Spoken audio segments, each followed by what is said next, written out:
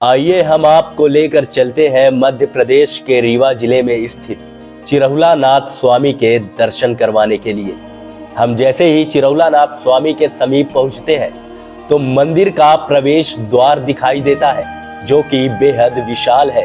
हम जैसे ही आगे अंदर की ओर बढ़ते हैं वैसे ही हमें कई दुकानें दिखाई देती हैं जहां पर भक्तजन अपने प्रसाद खरीद सकते हैं। मंदिर के समीप ही हमें अन्य क्षेत्र दिखाई देता है जहां पर भक्तगण समय समय पर भंडारे का आयोजन करते हैं। उसके बाद हम जैसे ही कुछ आगे बढ़ते हैं तो हमें मंदिर के अंदर का स्थान दिखाई देता है जो कि कई खंभों पर टिका हुआ है और पास में ही हमें कुछ नारियल बंधे हुए दिखाई देते हैं जो भक्त अपनी मुराद पूरी हो जाने पर बांध कर चले जाते हैं। और पास में ही हमें घंटी भी दिखाई देती है और कई घंटियों का ये समूह हमें हमारी आस्था और हनुमान जी के प्रति हमारे लगाव को प्रदर्शित करता है। जैसे ही हम आगे बढ़कर देखते हैं तो वहाँ पर कई लोग अपनी अपनी खुशी मनाने के लिए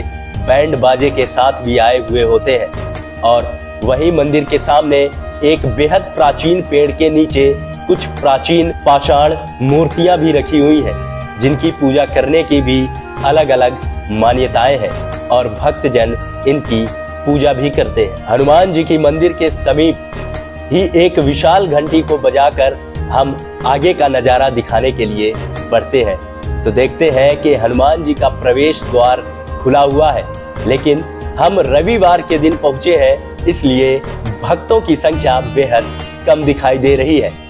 अन्यथा शनिवार और मंगलवार के दिन तो इतनी भीड़ हो जाती है कि यहाँ शूटिंग करने की इजाज़त भी नहीं मिल पाती।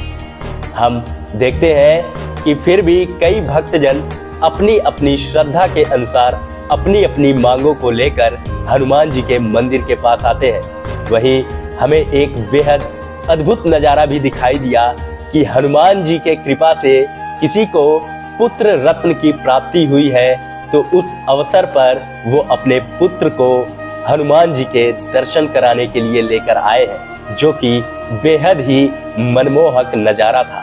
हम ऊपर की ओर देखते हैं तो हनुमान जी का मंदिर बेहद ही अद्भुत और आकर्षक दिखाई देता है।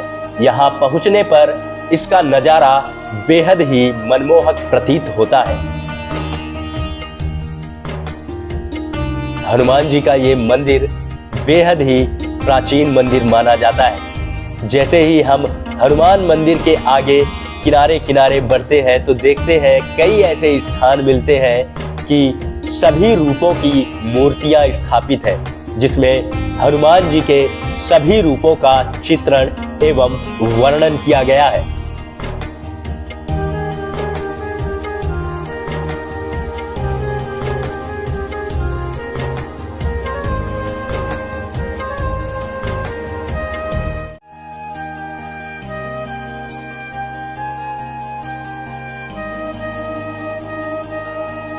पास में ऐसे कई पुजारी बैठे हुए होते हैं जो किसी न किसी शुभ अवसर पर, किसी के जन्मदिन पर, किसी की बरहो संस्कार पर, किसी के कंछेदन पर, किसी के मुंडन संस्कार पर बैठकर कथा का वाचन करते हैं और हजारों की संख्या में लोग यहाँ पर कथा का आनंद लेने आते हैं।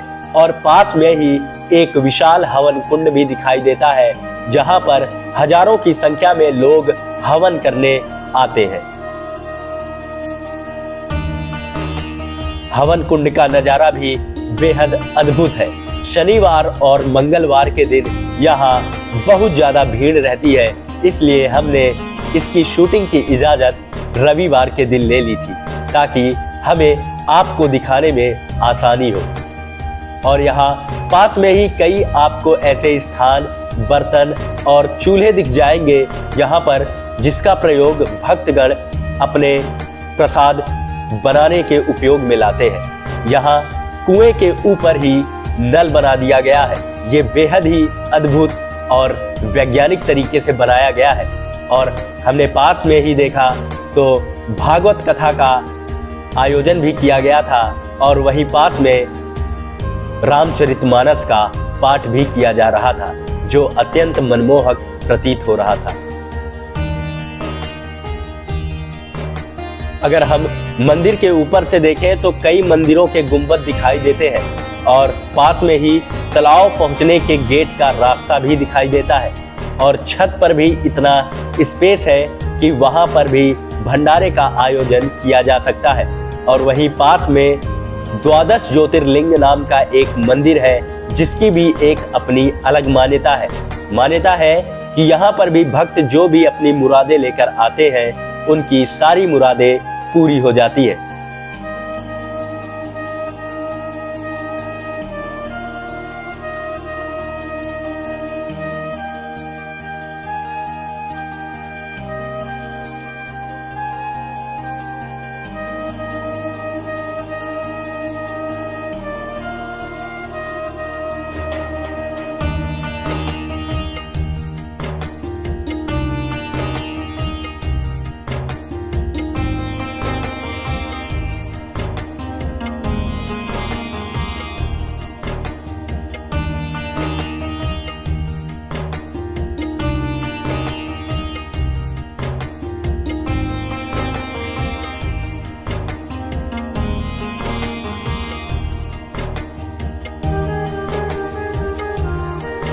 फिर हम जैसे ही मंदिर के आगे बढ़ते हैं तो हम चिरहुला नाथ स्वामी के बगल में स्थित तालाब के गेट के पास पहुंच जाते हैं। अब गेट के अंदर चल के हम दिखाते हैं अद्भुत तालाब का अद्भुत नजारा।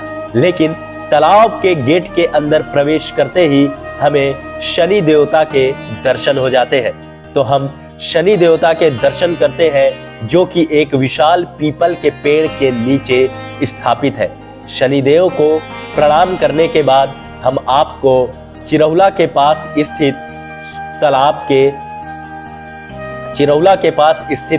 को दिखाएंगे। जी हाँ, जो आप ये देख रहे हैं ये तालाब है, लेकिन तालाब पूरे तरीके से जलकुंभी के पत्तों से ढका हुआ है जिसके नीचे जल का भराव है जो कि हमें ऊपर से दिखाई नहीं देता है। लेकिन गर्मियों के मौसम में जब ये पत्ते सूख कर सड़कर नीचे पहुंच जाते हैं तब हमें तालाब पूरी तरीके से दिखाई देने लगता है।